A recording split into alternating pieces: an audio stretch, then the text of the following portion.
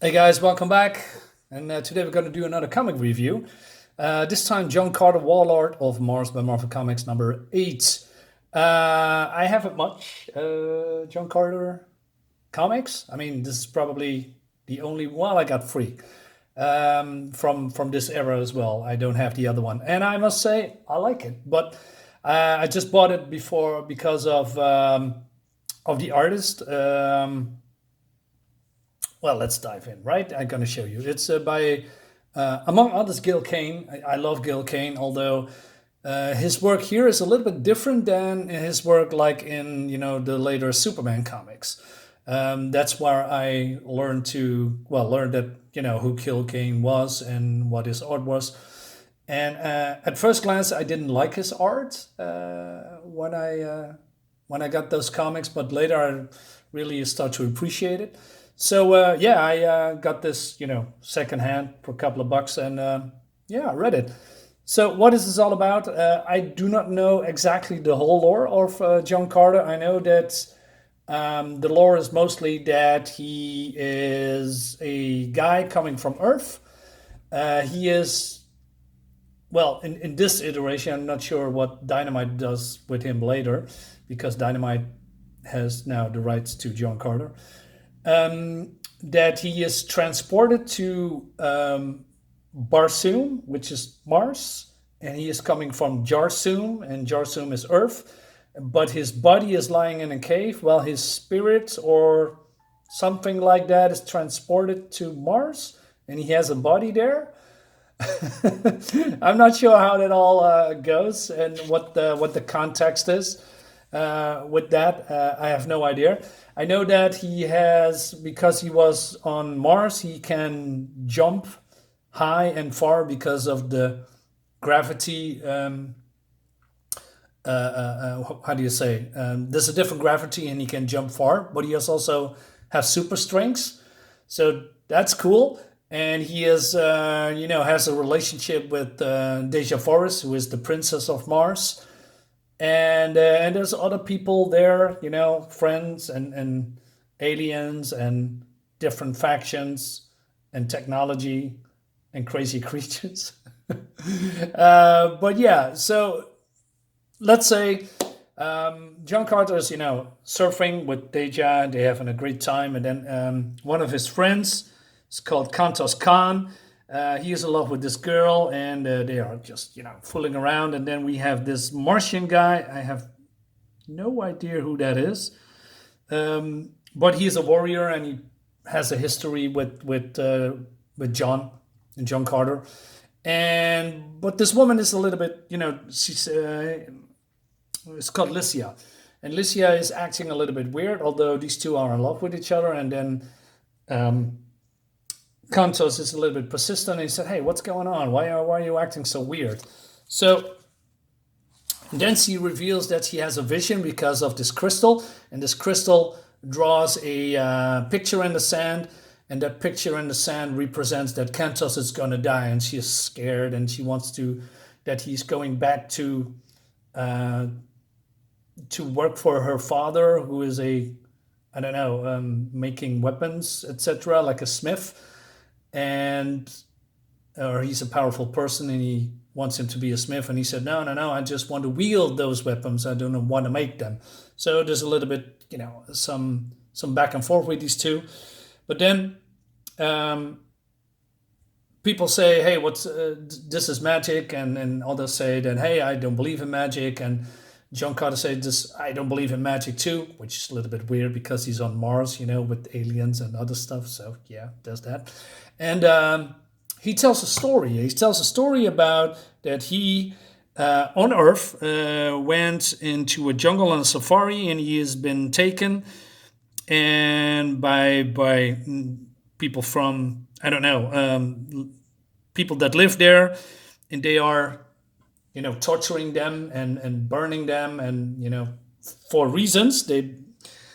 And okay, skipping a few pages, it says here that this shaman guy, this voodoo priest, throws this voodoo doll in the fire, and then somehow this guy is aflame without bursting into flame. And then, well, all the primitive things, that's magic, but John Carter was next, and then John Carter kicked the doll in the face of the voodoo guy, but it seems that is some kind of a powder, some kind of a mix, that if they come in contact with untreated body parts, it's starting to bursting into flame.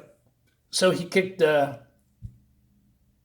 fumes in the face of the voodoo prince and of the voodoo guy, and then he's dead, and he escaped. Basically, that's the whole story, and but they want to be oops, what am I doing now? Just give me a sec, sorry. So basically they are telling a story, like a campfire story, and it's all fun and dandy, and then they are going to, well, oh yeah, we have some shenanigans here. It seems, well, John Carter has a villain, has an enemy. He killed that enemy, and that enemy was part of some kind of a council, the Council of Five, and this is one of the members, and he is punishing one of these soldiers, slaves, because they are standing there and not doing anything. And according to this hand is this guy here. He's huge. So I don't know what the story is, but I read that part of the story, and the villain that is now dead, that was the enemy of John Carter, he has a mechanical arm. That mechanical arm can, infuse pain into others, but also do different things. And that arm is buried, but then something happens while that arm is buried. It seems, well, before I tell you everything, I'm gonna go a little bit through the story. So out of nowhere, assassins come, and Lycia says, "Oh well, this is part of the foreboding, the vision," and well, they are battling these creatures, and Lycia is very upset that if he has continued to stay with her, he will be dead, and she's very upset, and she runs away crying because he lost him so much. And then skipping a few pages again, so more ads. Then out of nowhere, stone snake creatures that can turn other people into stone that's coming out of the ground. And this one of these assassins is very afraid because the Council of Five has somehow summoned them. That's not entirely true, but because there's a reason behind it. So John Carter and his friends battle these creatures, but they are made of stone, so they are very hard to kill. And skipping again a couple of pages. So, I mean, it looks great, man. Look at that. I mean, Gil Kane. Wait a minute. Who is not only Gil Kane, Ruby Nebres, and Mark Wolfman. Yes, Mark Wolfman. No wonder this comic is so fun to read. Yeah. I want to say something about Modern Marvel, but let's not go there, because every review I make is something, I hate Marvel. Yes, I know. Let's not go there. So there's some action pieces going on, really fun. And then John Carter discovered that the arm is here, and he wants to destroy it, but the energy is just causing him harm. And all these snakes, sensing what he's trying to do, and they want to attack him, or going to attack him, but he succeeds. I'm not going to show you the ending, but there is a tragic ending, because someone is dead, but it's not Kanto. It's the girl that, she was right. There was a death, but the death was her, because he was amidst all of the battle. She has been hit by those green eye beams, and she is turned to stone. And then, yeah, that sucks. That's a really tragic ending. But man, what's this? Petty prayer, talking petty prayer. Or now I lay me down to sleep. Neil insists her bedtime prayer. What unholiness is this? $9.95. Wait a minute. Almost. What's it says? 20 inches tall, non-allergenic, soft, cuddly, and lifelike. Reverse the record, and Patty sings Brother John. Right. Okay. Okay, I don't know what to say. I mean, back to the comic. John Carter of Mars is fun.